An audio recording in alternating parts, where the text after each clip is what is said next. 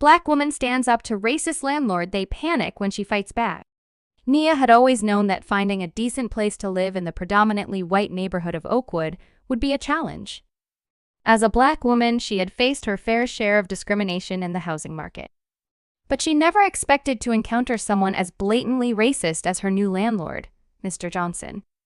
Nia had just signed a lease for a cozy apartment in Oakwood, excited to finally have a place to call her own. However, things took a turn for the worse when Mr. Johnson started making snide comments about her hair and clothes.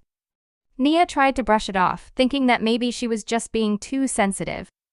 But one day, when Nia asked Mr. Johnson to fix the leaky faucet in her kitchen, he responded with a condescending tone, saying, "You're pretty smart for a Black girl. I didn't think you'd be able to figure out how to use a faucet." Nia felt a surge of anger, but she remained calm, looking him straight in the eye and saying, "I'd appreciate it if you could fix the faucet today. I have better things to do than deal with leaky pipes." Mr. Johnson's expression changed from condescending to shocked. He wasn't used to people standing up to him, especially not Black women.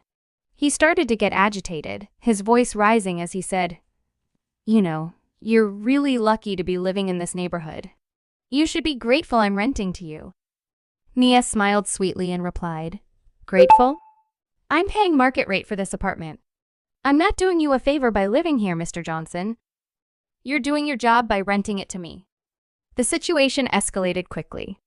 Mr. Johnson's face turned red with anger, and he started yelling at Nia, telling her that she was ungrateful and that she should watch her tone. But Nia refused to back down. She stood her ground, her voice firm but calm, as she said, "I'm not afraid of you, Mr. Johnson. I'm not going to let you bully me or talk to me like that. Fix the faucet, or I'll make sure to report you to the housing authority." Mr. Johnson's demeanor changed suddenly. He went from being angry to being panicked. He started stuttering and apologizing, saying that he didn't mean to offend her and that he would fix the faucet right away. Nia smiled again, this time with a hint of triumph, and said, "See that you do." As the days went by, Nia noticed that Mr. Johnson was being more accommodating. He fixed the faucet promptly, and even offered to do some repairs on the apartment that were long overdue. Nia realized that Mr. Johnson's racism was rooted in a deep-seated fear of being challenged. He was used to being in power, and he didn't know how to handle someone who stood up to him. But Nia wasn't just fighting for herself. She was fighting for all the people who had been marginalized and oppressed by people like Mr. Johnson. She started organizing her neighbors, many of whom were also people of color, and formed a tenants' union. Together, they started demanding better living conditions and more respect from Mr. Johnson. As the tenants' union gained momentum, Mr. Johnson's demeanor changed again. He went from being panicked to being desperate. He started offering Nia and the other tenants perks and discounts, hoping to buy them off and silence them. But Nia wasn't having it. She knew that this was just a tactic to divide them and maintain his power. Instead, Nia and the tenants' union pushed forward, demanding real change. They organized rallies and protests, and even filed complaints with the housing authority. Slowly but surely, Mr. Johnson started to lose control. The tenants began to assert their rights, and Mr. Johnson's racist comments and behavior became less frequent.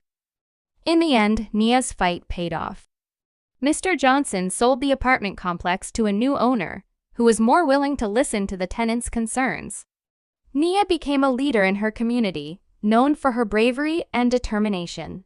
She proved that one person can make a difference, and that standing up to injustice can lead to real change. As Nia looked out over the Oakwood neighborhood, she knew that there was still much work to be done. But she was proud of what she had accomplished, and she knew that she would continue to fight for what was right. She smiled to herself, knowing that she had truly made a difference. Years later, Nia's story would be remembered as a testament to the power of resistance and activism. She had shown that even in the face of racism and oppression, one person can stand up and fight back. And when they do, they can create real change. The story of Nia and the Oakwood Tenants Union spread far and